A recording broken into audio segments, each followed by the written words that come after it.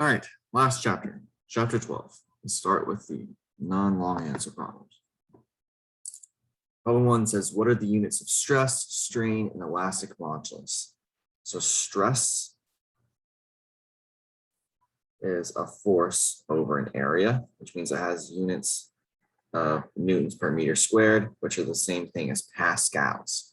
So its units are pascals. Strain is a fractional change in some quantity. So it's how much it's changed over the initial quantity, which means that it's unitless. And elastic modulus, the relationship between stress and strain is that stress is the modulus times strain. Strain is unitless, which means that the modulus has to have the same units as stress. So it has units of pascals. Number 2, true or false? The center of mass of an object in equilibrium must be stationary. That is false. If an object is in equilibrium, that means its acceleration is 0 and its angular acceleration is 0. But that does not mean that it's stationary. It could have a velocity, it just can't have an acceleration. Under the same thing, number 3 says an object in equilibrium must not be rotating. That is also false. It could be rotating, it just can't have an angular acceleration. So it could be rotating at a constant moment, or constant angular velocity. 4, under what condition are stress and strain directly proportional? They are proportional as long as stress is small. So as long as it's small, it's under what's called the proportionality limit. When stress and strain are proportional and the constant proportionality is the elastic modulus. Number 5, a cylinder has forces applied to its circular ends that points within the plane of the circles. What type of strain is this? So we have a cylinder and the force on it is within the plane of the circle. That means it's not perpendicular, but it's parallel. And that means that we have shear stress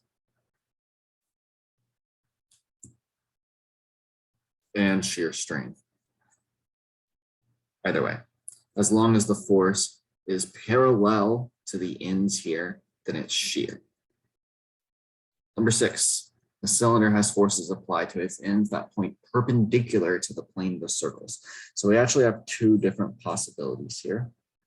Either the forces go out like this, in which case that's tensile stress, which causes tensile strain, or they point in the opposite direction and they try to compress the object. Then we have compressive stress or strain.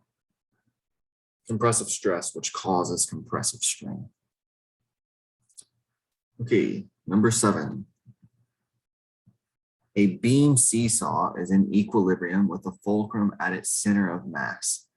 Is the torque from the weight on the seesaw positive, negative, or 0? So we have a fulcrum that's at the center of mass. We don't know, maybe there's people on it or masses on it or just forces, we don't know. But we want to know the torque from the weight of the seesaw. Well, the weight of the seesaw is at the center of mass, so it points here, while the normal force points up here. The fulcrum is the pivot point, which is the natural place to sum torques about. And so if you sum torques about this point, then the weight of the seesaw itself causes no torque because its distance from the axis of rotation is 0. All right, number 8. A cube of sine length 10 centimeters has a Young's modulus of 7.4 times 10 to the 10 pascals. And it's attached to the ceiling with a 100 kilogram object attached to the bottom. By how much is the cube elongated? Okay, so we have a cube it's attached to the ceiling, and it's attached to a 100-kilogram object. So in effect, what's happening here is we have the force where it's attached to the ceiling is pulling up on it, while the force from the mass is pulling down. These forces have to be equal as long as the object is in equilibrium. And so what's that force? It's mass times the acceleration due to gravity. So it's, 981 newtons. So that's 981 newtons down on the bottom and 981 newtons up on the top. And so we know that stress is equal to our modulus times strain. And stress is a force over an area. So it's this force which is distributed over the area. It happens on the top and the bottom. So our stress is our 981 newtons divided by the area of this top face of the cube, which is the same as the area of the bottom face. Our cube has a side length of 10 centimeters, which means it has an area of 0.1 meters squared. That's what?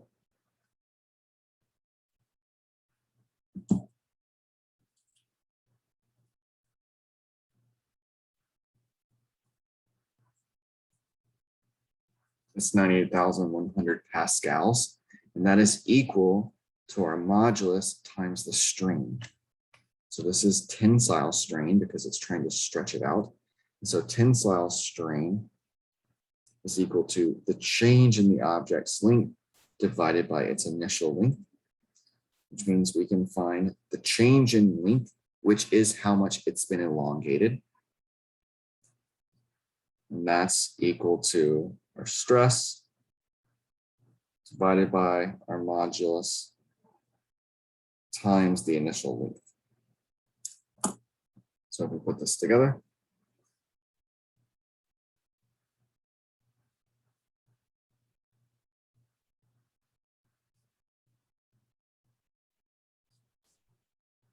and our object has been elongated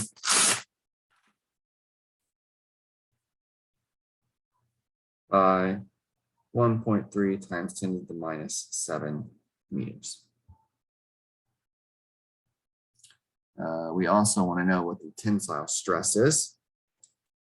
So we found the stress already. There was this number. We can find the strain as our number divided by the original length, which was 0.1 meters. That means that it's 1.3 times 10 to the minus 6. And remember that it's unitless. In this case, it's a length over a length. And yeah, that was all that problem.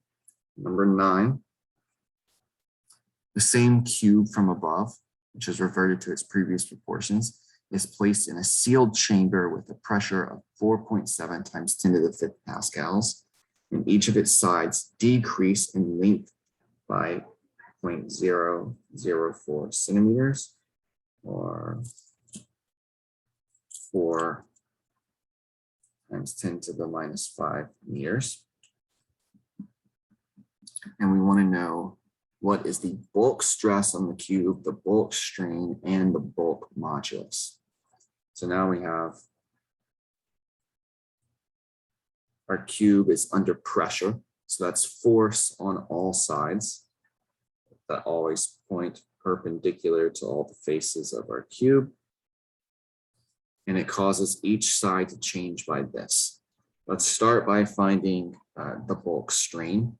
The bulk strain is minus the change in volume divided by the initial volume. It's minus because we want it to be a positive number, but our change in volume is a negative number since the force presses down on it. Okay, so what is the change in volume? It's our initial volume minus our new volume. So our initial volume is our 0.1 meters cubed. It's a side length of the cube cubed. We have to subtract from it our new volume. So our new volume is our 0.1 meters minus our 4 times 10 to the minus fifth meters cubed. And so this is minus the change in volume, by the way. This will be a positive number, but the actual change should be the new minus the old.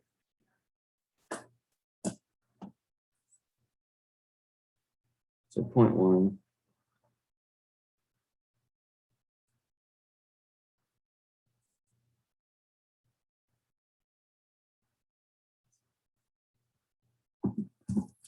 So our change minus our change in volume here is 1.2 times 10 to the minus 6 meters cubed.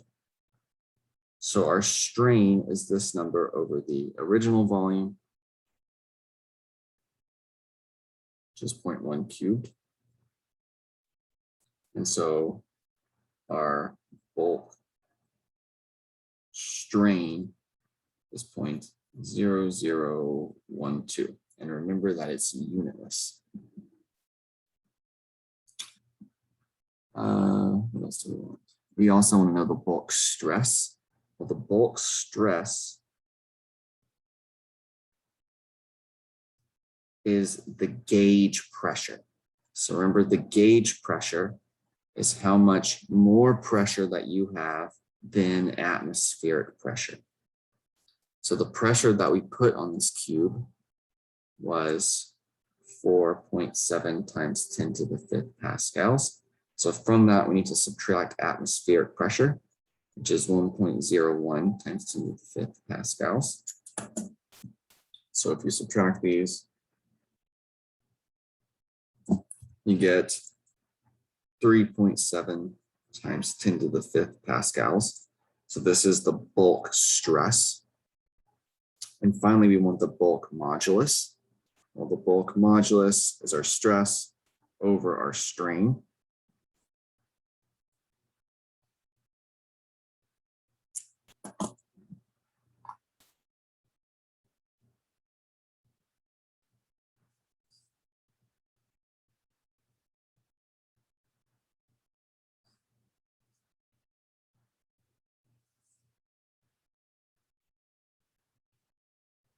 So that's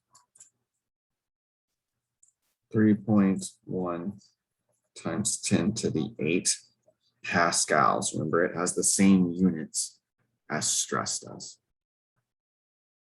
Okay, our last non-long answer question is true or false. An object in equilibrium only has a net torque of 0 about an axis through its center of mass. That is false. If an object is in equilibrium, then it doesn't have an angular acceleration about any axis. So it doesn't matter what axis you choose to sum the torques about, they're always going to be 0. All right, so for long answer problems, our first problem says we have a 4.5 meter, 120 kilogram seesaw that has a fulcrum placed at its center of mass. 2 children want to play on the seesaw. Billy, who's 22 kilograms, and Sally, who's 27 kilograms. So here's our seesaw. It's at the center of mass, which means that it's in the middle. The whole thing is 4.5 meters. Okay, if Billy sits on the far left end of the seesaw, where will Sally have to sit for it to be in equilibrium? All right, so Billy's over here. It's Billy, and Sally is sitting in some unknown spot. She's going to have to be on the other side to balance it out. And we'll say that she has a distance of x. Okay, so the first thing we need to do when we do a problem like this is draw a free body diagram. So on this side, we have Billy's weight. Over here somewhere, we're not sure, we have Sally's weight. We also have the normal force from the fulcrum that points up. and then the weight of the seesaw pointing down. These are all of the forces that are on our seesaw. And now we can sum the torques. So we can sum the torque about any axis that we want to. It's always going to be 0. But it's smart to sum it about an axis that goes through the center of mass, because I don't know what the normal force is. And if I set my axis here, then the normal force produces no torque. Okay, so let's first look at the torque due to Billy's weight. So Billy, we know that torque is equal to our force times our distance from our axis of rotation times sine of the angle between them. Now, Billy is at a distance of half of the length of the seesaw away from the center, where we're summing the torques about. So that's 2.25 meters. He has a mass of 22 kilograms. The acceleration due to gravity is 9.8. And the angle is 90 degrees, right? This is our R vector. This is our force. That's 90 degrees. Sine of 90 is 1. And so now the only question, is it positive or negative? There's 2 ways to figure out. You could imagine fixing this seesaw here and pushing down on it. What direction will it make it go? Well, it'll make it go counterclockwise. So that's positive. Or we can do the right hand rule. We point our fingers of our right hand along the axis of rotation. We curl them in the direction of the force, and our thumb points out of the page, which is positive. So this is the torque from Billy. Next, we need the torque from Sally. Now this one's going to be negative. My thumb points into the page, or you can imagine this making it want to go clockwise. We have minus. She's at a distance x, we're not sure. She has a mass of 27 kilograms. The acceleration due to gravity is 9.8 meters per second squared. And her force is also at a right angle. Sine of 90 is 1. So these things together have to add to 0, which means that they have to be equal to each other. So our 2.25 meters times our 22 kilograms times G has to be equal to our X times Sally's mass times the acceleration due to gravity. So if we divide, we can find where Sally sits.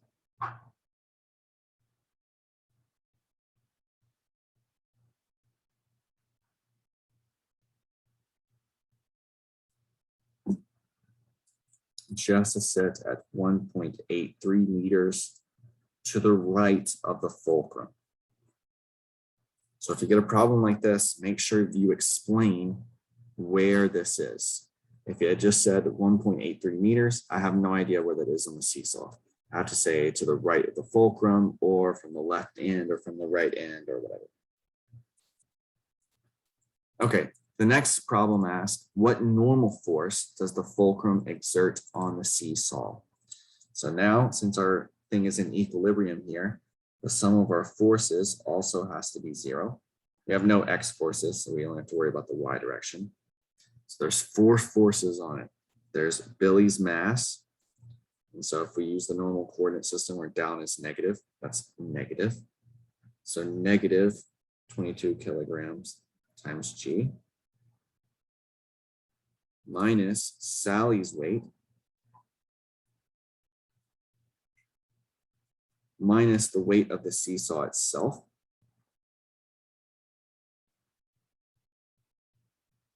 plus the normal force. That has to be equal to 0. So the normal force is the sum of the weight of all of these things.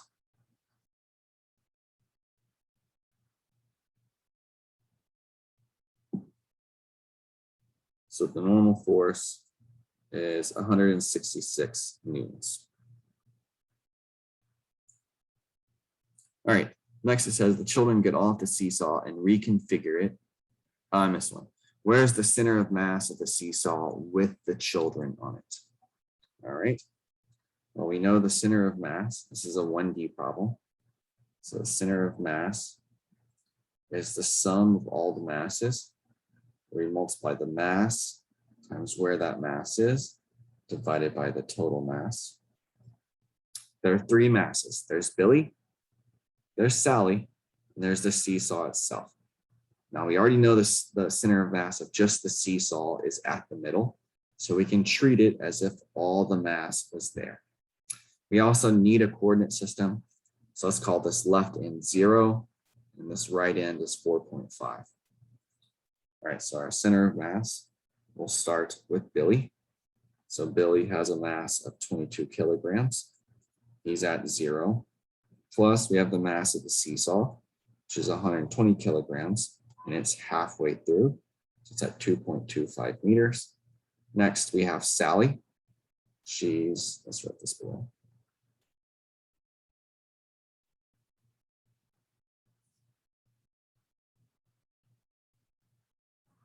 We have Sally. She's 27 kilograms, and she's at 1.83 to the right of the fulcrum, but the fulcrum is at 2.25. So she's at 2.25 plus 1.83. And then we divide all this by the sum of all of our masses. So that's 22 plus 120 plus 27. So if we plug that all in,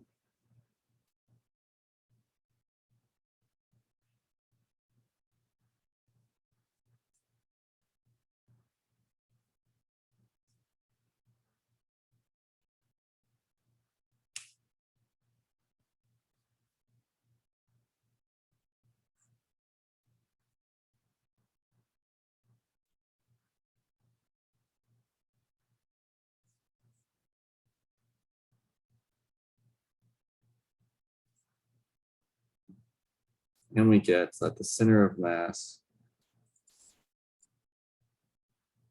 is at 2.25 meters.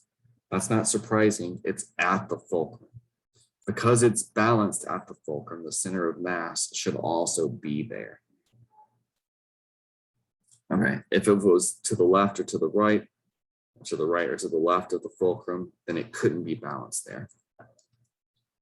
Now the next part says the children get off of the seesaw and reconfigure it with a second fulcrum.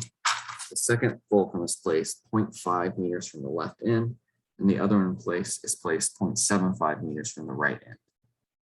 So we have our seesaw that was 4.5 meters. And we have a fulcrum at 0.5 meters. And we have another one at, sorry, this is from the right. Yeah, from the left end. And the other one is at 0.75 from the other end.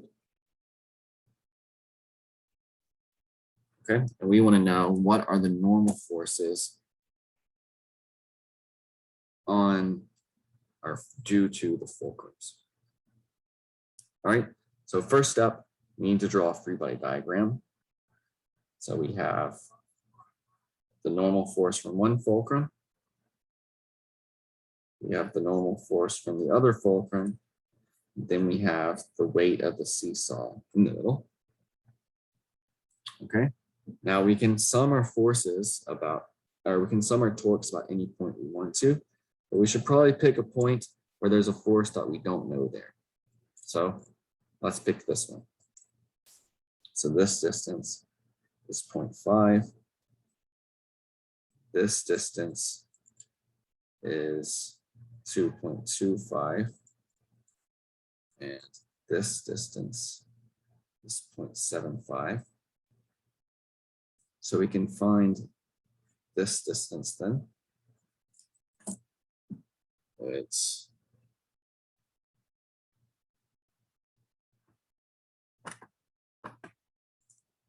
all right, so this whole distance on this side is 2.25. So 2.25 minus 0.75 is 1.5 meters. All right, so we can sum the torques now. The sum of the torques are equal to 0. So that's equal to our normal force, which has a distance of our 1.5 plus 2.25 minus 0.5. So that's 3.25 meters. The force is just the normal force. It's at an angle of 90 degrees, right? Here's our R vector. So we have a right angle there.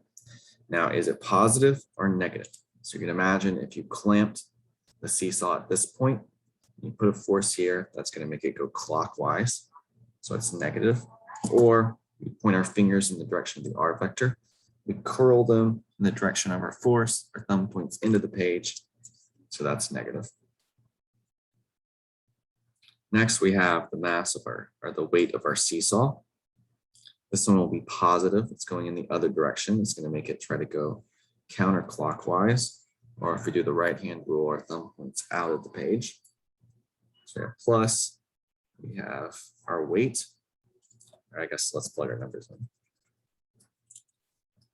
The mass of our seesaw was 120 kilograms. Times our 9.81 meters per second squared. And then it's at a distance of 1.5 meters. This has to equal 0, so we can find our normal force. And it's what?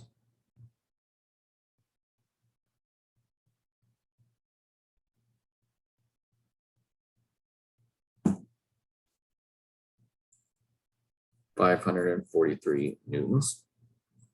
Now we're in equilibrium, which means that we can sum our forces.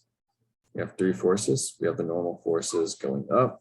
We use the same coordinate system where up is positive, down is negative. These are positive, minus the weight of our block, or the weight of our seesaw rather. That has to be equal to 0. We know the weight, it's 120 times 9.81. We know N1, so we can find N2.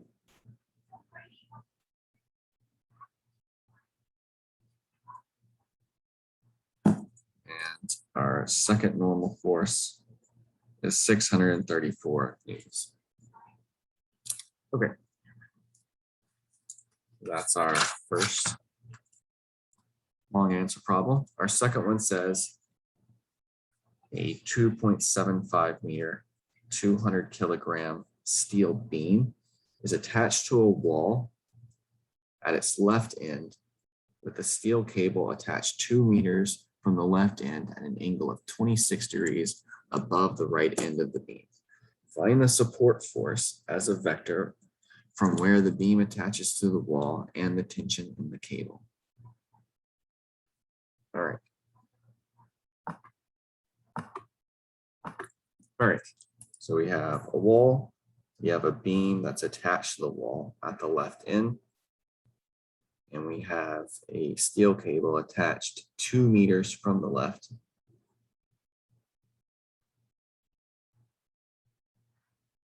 Here, and it's at an angle of 26 degrees above the right end of the beam.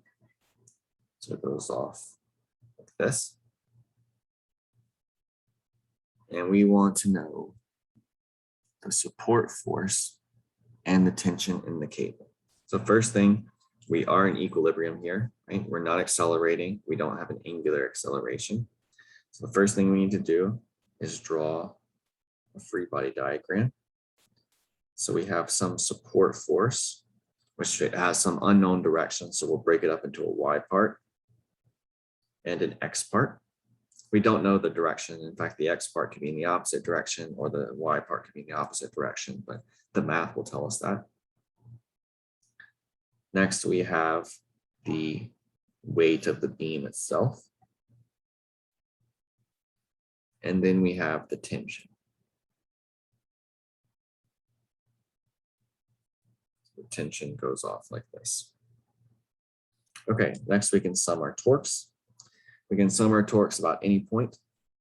The result is always going to be 0, but we should probably choose a point where we don't know the force there. So we could either sum about this axis to eliminate the torque due to the tension, or we could do this axis to eliminate the support forces. So let's do it here. Now, our first torque then is due to the mass, or due to the weight of our beam. So we have the weight times its distance. We have a uniform beam here, so it's halfway through the middle here. So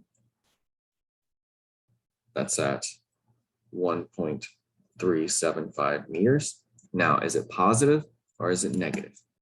Well, you can imagine if you clamp the beam here and you push down on it, that's going to make it go clockwise. So it's negative. Or we could use the right-hand rule and our thumb points into the page, just like before the angle's at 90 degrees. All right, now we have the tension in the cable here. So we don't know if it's positive or negative, so I'll leave that part blank, but we have the force times the distance. We said we were at 2 meters from the left end, times sine of the angle. So remember, to find the angle, wherever you have the force, you draw your R vector, and then you extend it, and it's that angle. Now, luckily for us, this is the angle that we were given. If we'd been given this angle, we would have had to subtract from 180 to find the other angle. And it's positive, right? You can imagine if you clamped it here, if you put a force like this, it's going to make it go counterclockwise. So we can find tension then just by dividing.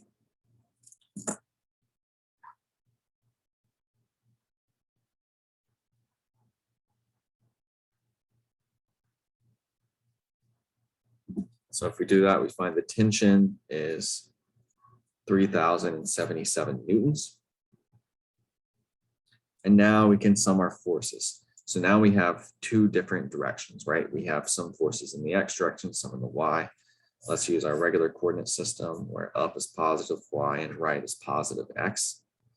We sum the forces in the X direction. We have our support force, the X part of our support force, plus part of the tension. So the whole tension goes at an angle. It's neither along X or Y. But if we break it up into its components, we have one part in the X direction and one part in the Y direction. This is 26 degrees. So our X part is T cosine of 26 degrees. This has to equal 0 because we're in equilibrium. Our beam isn't accelerating. So we know the tension, we just found it. So we can find the X part of our support force.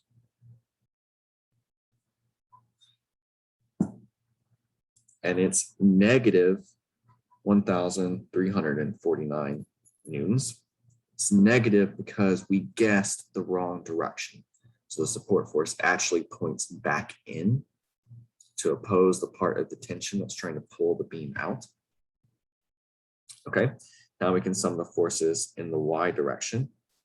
And we have the Y part of the support force minus the weight of the beam plus part of the tension, this Y part, it's going up, so it's positive. And that's T sine of 26, because the Y part is the opposite of this angle. And that has to be equal to 0 since we're not accelerating. Now we know the weight, we know T, we can find the support force.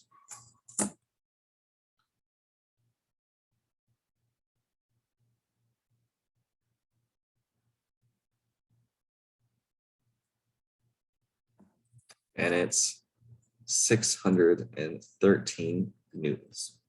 All right. So the problem asked us to find the tension. We already found the tension. And it asked us to find the support force as a vector. So right now we have the components of the support force. So we can find its magnitude with Pythagorean theorem, like we usually do. So that's negative 1,349 squared plus 613 squared under square root.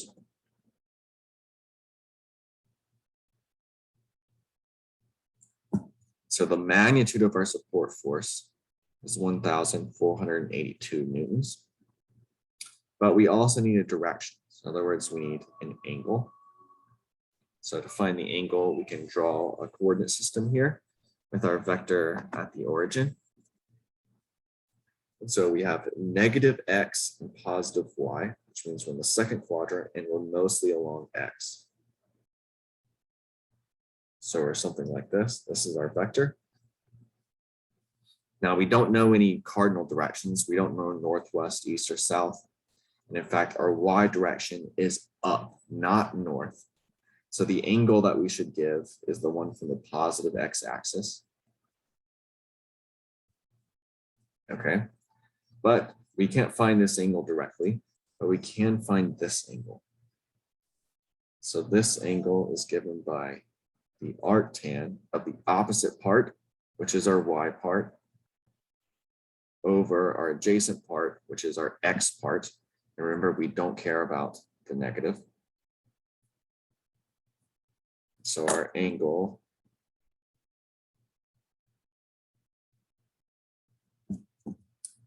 is 24.4 degrees, but we don't want this angle, we want this bigger one. So we can subtract our 24.4 from 180. So we have 155.6. So our support force then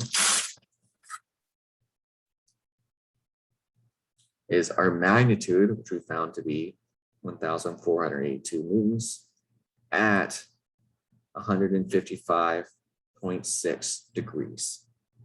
And we don't have to write any more words, because if you see an angle without a direction of like where you measure that angle, we always assume it's from the positive x-axis. All right, so that's it.